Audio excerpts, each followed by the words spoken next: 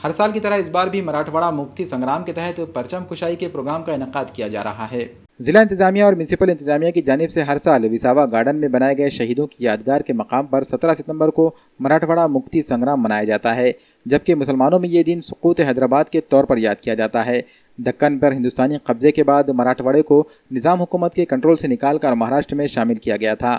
मराठवाड़ा मुक्ति संग्राम की तकरीब की बड़े पैमाने पर तैयारियां की जा रही हैं। विसावा गार्डन में वाटरप्रूफ टेंट लगाया गया है। परचम कुशाई की तकरीब नांदेड़ के इंचार्ज वजीर रामदास कदम के हाथों अमल में आएगी, जबकि दीगर तमाम सियासी पार्टियों के कायदीन को भी मदऊ किया गया है।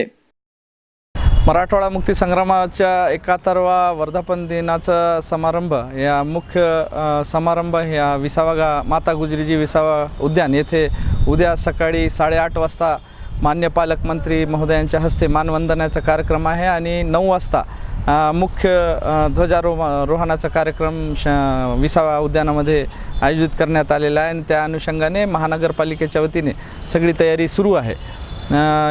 या निमित्त मी सगळ्या नागरिकांना या कार्यक्रमाला हजर राहून कार्यक्रमाची शोभा वाढवण्याची महानगरपालिकेतर्फे विनंती करतो।